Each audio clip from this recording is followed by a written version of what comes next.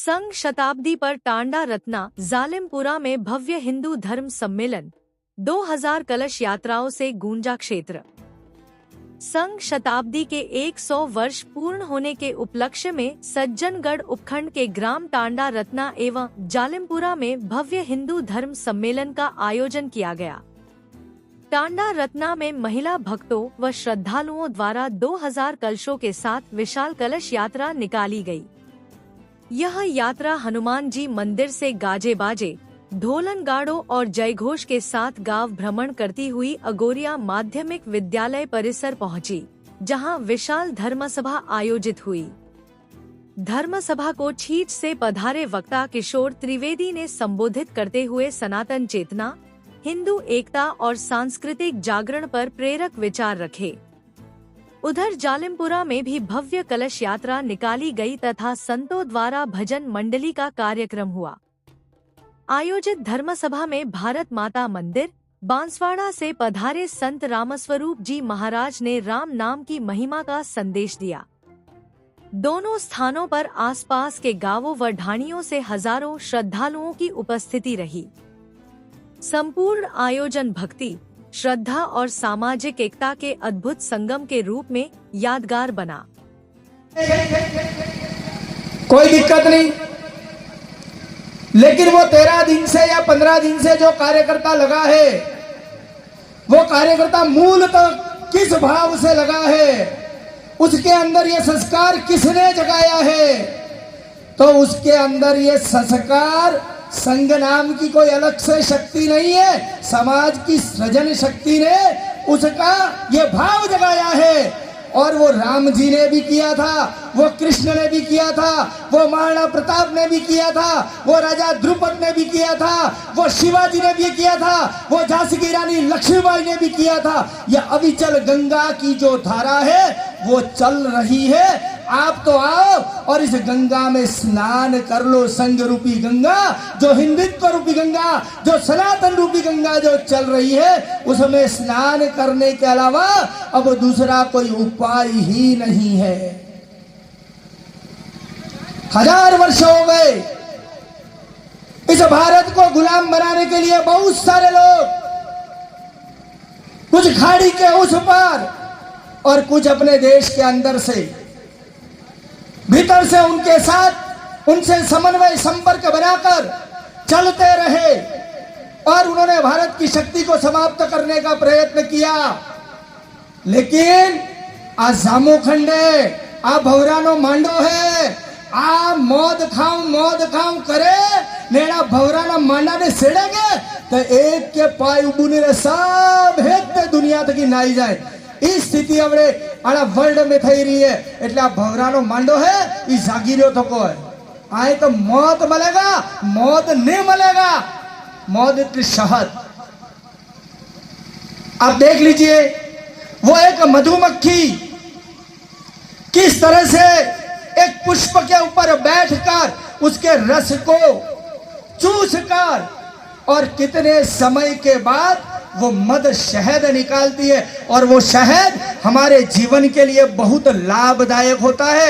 वो भगवान को चढ़ता है। वो गौ माता का देख लो आप, आसपास के क्षेत्र में जहां जंगल में इधर उधर वस्तुओं को और अच्छी वस्तुओं को लेकर अच्छा चारा, अच्छी औषधि युक्त पदार्थ को ग्रहण करके आती है। गाय भी कहीं से कटेगी तो रक्त निकलेगा, लेकिन उसके थन से, गौ माता के थन से दूध निकलता है। उस गौ माता की हम सभी संतानें हैं। इसलिए गौ बचेगा तो ये राष्ट्र बचेगा, और हिंदू जगेगा तो विश्व जगेगा, और विश्व जगेगा तो भारत का इतिहास जगेगा। ये भारत का इतिहास रहा है हर हमेशा, और भारत के इतिहास में किसी ने सहन नहीं किया है। चाहे वो कितनी भी अपनी शक्ति को लेकर आया हो, तो कहीं राणा प्रताप, तो कहीं वीर शिवाजी जग गए, कहीं झांसी की रानी पद्मिनी जग गई। तो कहीं तात्या टोपे जग गए, कहीं भगत सिंह जग गया, कहीं चंद्रशेखर आजाद जग गया, कहीं पर मामा बालेश्वर दयाल ने अपने भक्ति के माध्यम से लोगों के अंदर भक्ति के माध्यम से उन्होंने बहुत सारी चीजों से दूर रहना और उस मजीरा, ढोलक, उस तबला, उस वीणा से निकलने वाले सुर के कारण उन्होंने मामा जी के कारण और हमारे मानगढ़ धाम में गुरु जी के कारण उन्होंने बहुत कुछ सीखा और सीखकर यहाँ से धुरेटिये को भगाने भी हमारे इन आदिवासी जनजाति समाजों ने बहुत सहयोग किया है। उस धरती के हम लोग हैं जो हमें सिखाती है, हमें संस्कार सिखाती है, हमारे अंदर नम्रता लाती है, हमारे अंदर सादगी सिखाती है, हमारे अंदर दया, हमारे अंदर करुणा, ये समस्त प्रकार के जो हमारे अंदर शक्ति है वो जगदम्बा के द्वारा समाई हुई है। ये भारत त्योहारों का देश है, इसलिए यहाँ पर बहुत सारे उत्सव मनाए जाते हैं।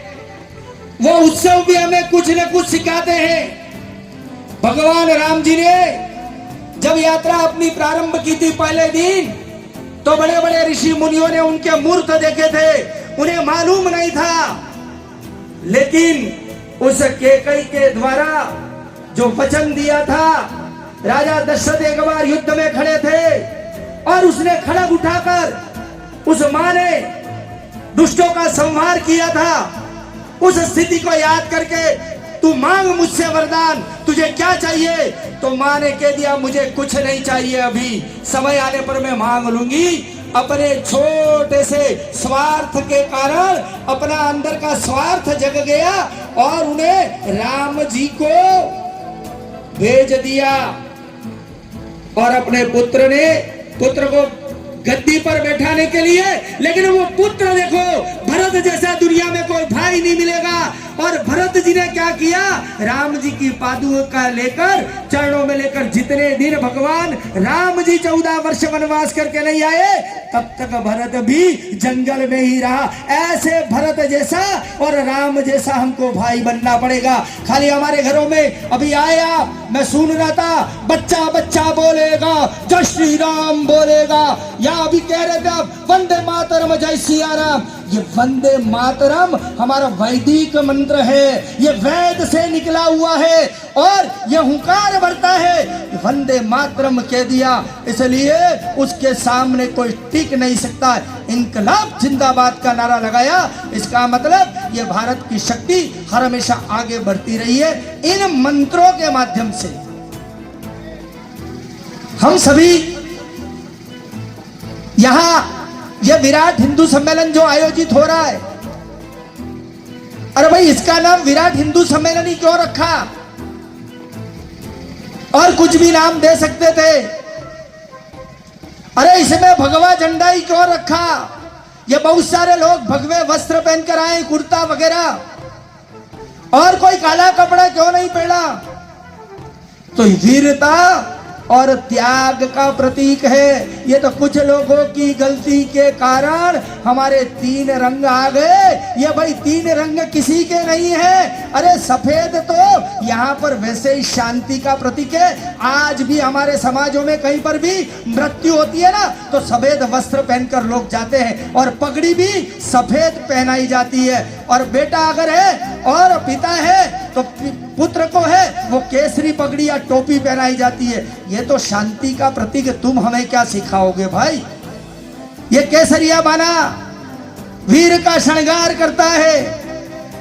ये सबने जिसने भी इस भारत के लिए युद्ध लड़ा है, चाहे आसुरी शक्तियों को समाप्त किया है, उन्होंने केसरी बाना ही लगाया है और उन्होंने भगवा झंडा ही पहना है। आप हनुमान जी का देख लीजिए सिंदूर का रंग, आप सूर्य के डूबते हुए का रंग देख लीजिए, उगते हुए सूर्य का रंग देख लीजिए, सन्यासियों का रंग देख लीजिए, हमारे साधु संतों का, पराक्रमियों का रंग देख लीजिए, उन सब का रंग केसरिया है। इसलिए ये केसरिया रंग ही हमारे अंदर रंग को चढ़ाता है, जो शांति का, त्याग का, सबका प्रतीक है, सहिष्णुता का, प्रेम का, दया का, दान का। ये सब प्रतीक रहा है। इसलिए राम जी जब गए ना तो उनको मालूम नहीं था मुझे बीच में कौन कौन मिलेगा। अरे केवट आया तो केवट को उतारता गए, भगवान ने बीच में, हनुमान जी साथ में चल रहे हैं, पूरी सेना धीरे धीरे करके चलती गई। और अभी एक भाई साहब कह रहे थे जामवंत के वचन सुहा है, सुनी हनुमंत हृदय अति भाए। भगवान ने उनकी परीक्षा लेना चाहा, एक राक्षसी को भेजा, सुरसा नाम की राक्षसी को, और उस सुरसा ने अपना योजन बढ़ाया।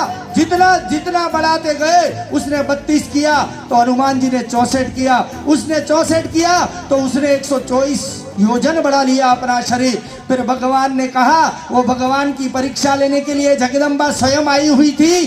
तो हनुमान जी ने कहा भाई अब क्या करें, मां ने तो अपना विराट स्वरूप बता दिया है, अब मेरा एक पांव यहाँ रहेगा राम जी के पास और दूसरा पांव तो सीधा लंका में चला जाएगा सीता माता के पास। अरे राम जी ने तो मुझे खोज करने के लिए भेजा है, ये तो गड़बड़ हो जाएगा। इसलिए बल बुद्धि विद्या देहु मोहि हरहूं कलेश विकार, वो वीरता के प्रतीक है हनुमान जी, और बुद्धि में भी सूक्ष्म है, एकदम तीव्र बुद्धि वाले हैं। मनोजवम मारुततुल्य वेगम जितेन्द्रियम बुद्धिमताम वरिष्ठम वातात्मजं वानरयूथ मुख्यम श्री राम दूतम शरणम प्रपद्ये। इस तरह का जो भाव हनुमान जी के अंदर आया और एक छोटा सा चूहे से भी छोटा स्वरूप बनाकर माँ के पेट में ऑपरेशन करके और बाहर निकल गए। मैया जय श्री राम बोलेंगे आप सब एक बार, जय जय श्री राम, जय श्री राम। ये हनुमान जी ने किया है और हम रोज हनुमान जी के मंदिर जाते हैं और जाकर वापिस आ जाते हैं। अरे एक एक चौपाई को हनुमान जी को पढ़ो, सुंदरकांड को छोड़ो। संकट कटे मिटे सब पीरा और जो सुमिरे हनुमंत बलवीरा, उस ताकत है उसमें, वो भगवान शिव के ही अवतार हैं। तो राम जी ने, कृष्ण ने, महाराणा प्रताप ने, शिवाजी ने, आपने अभी तो अपना दूरदर्शन आ गया, आजकल चल दूरभाष आ गया, मोबाइल जिसको आप बोलते हैं उसमें ये सब दिख जाएगा। अरे भाई उन्होंने कोई हरा झंडा लिया है क्या, उन्होंने कोई सफेद झंडा लिया है क्या? वो राम रावण का युद्ध चल रहा था, जय श्री राम जय श्री राम जय श्री राम जय श्री राम, सब केसरी पताका लेकर चल रहे थे। ये केसरी पताका हमारे राष्ट्र का प्रतीक है, सज्जनों का प्रतीक है। अभी मुझे यह लग रहा है कि कुछ लोग यहां पर आए हैं, कुछ लोग घरों में बैठकर विचार कर रहे हैं कि जाना चाहिए, और कुछ लोग नहीं आए, आने वाले समय में वो भी आ जाएंगे। चिंता मत करो, इतने लोग एक साथ मिलकर इस मंडल के, टांडा रत्ना के, इन 7 गांवों के लोग जग गए तो सब ठीक हो जाएगा। कोई इधर उधर का कुछ कर रहा होगा, हमारी तरह झाड़ फूक करने का काम शुरू कर दिया, हमारी तरफ वो भस्म बनाकर उसमें एक गोली डालकर पैरासीटामोल का पाउडर करके और वो गोली देकर उसको पाउडर दे दिया जाता है, जा तेरे को ठीक हो जाएगा। उसको कौन रोकेगा? आखिर में हमारे क्षेत्र में है, हमारे गांव में है, अरे हमारे भाई है, अरे 33 करोड़ देवी देवता, एक बार तो तुम भारत माता की जयकार करो और हमारे बीच में आ जाओ, हम उसको भी देवता मान लेंगे।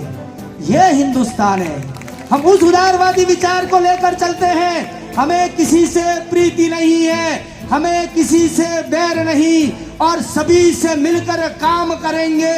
संगठना की रीत यही, उसी नीति से काम करने वाले लोग हैं। लेकिन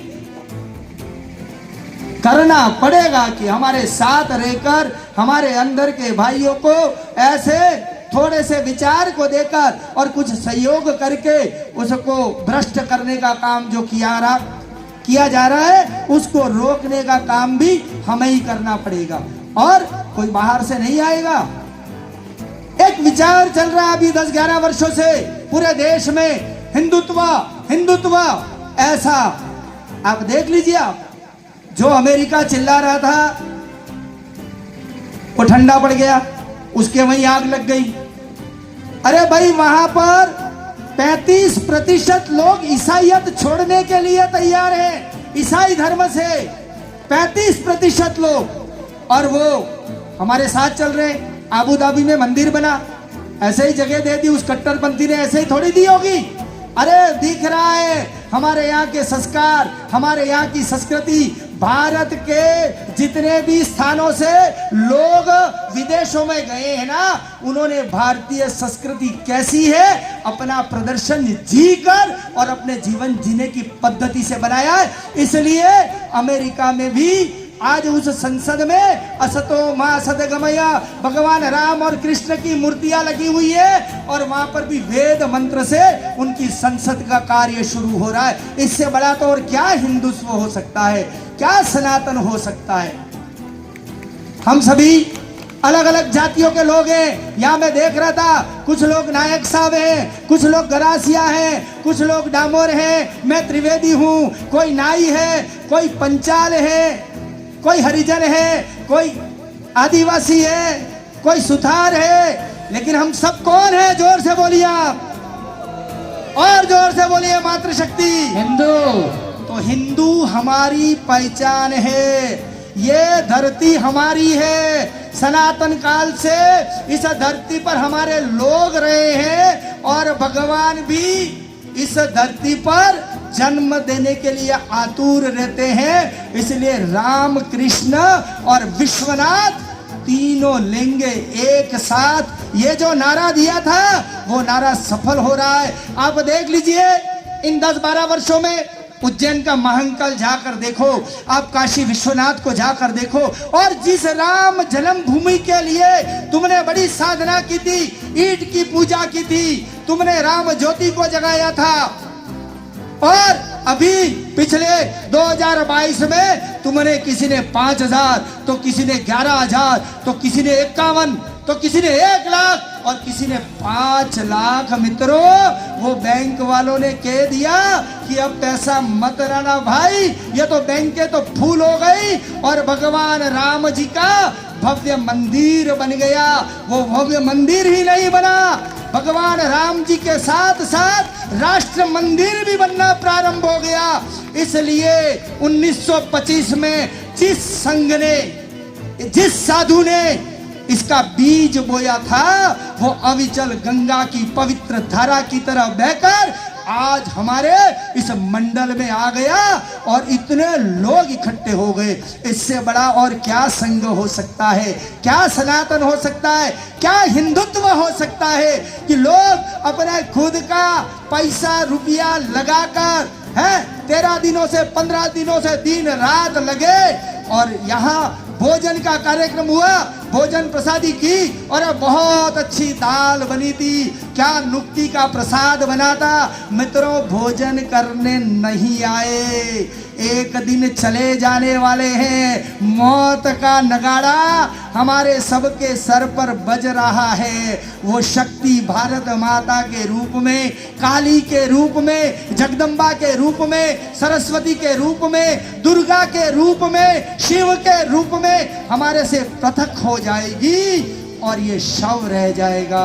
इसलिए जितना भी कर सको उतना करो, और इस समाज को जगाने का भाव जागृत करो, भक्ति करो तो ऐसी करो, मीरा की तरह भक्ति करो तो वाल्मीकि महाराज की तरह करो, भक्ति करो तो मामा बालेश्वर दयाल की करो, भक्ति करो तो सच्चिदानंद महाराज की तरह करो, भक्ति करो तो विश्वामित्र, वशिष्ठ, गौतम, अत्रि, कश्यप, इन ऋषियों ने जो भक्ति की है उन ऋषियों की संतानें हैं हम। इसलिए अब बार बार कोई हमें जगाने नहीं आएगा। वो 100 वर्षों की शताब्दी का काल चलते चलते चलते 1925 में प्रारंभ हुआ, 47 आया, देश आजाद हो गया। उस संत ने सोचा था कि देश आजाद तो हो जाएगा, उधर से 1857 की क्रांति फैल हो गई, 90 वर्ष पूरे हो रहे थे, और 1921 से लगाकर 25 में उस संत महात्मा ने सोचा कि देश आजाद तो हो जाएगा, लेकिन हमारी आजादी कायम रहेगी या नहीं रहेगी। तो तो उन्होंने 4-5 बच्चों को लेकर इस तरह से अपना कार्य प्रारंभ किया, जो आज हमारे यहाँ पर इतने समूह के रूप में शुद्ध रूप से इस शताब्दी वर्ष में दिख रहा है।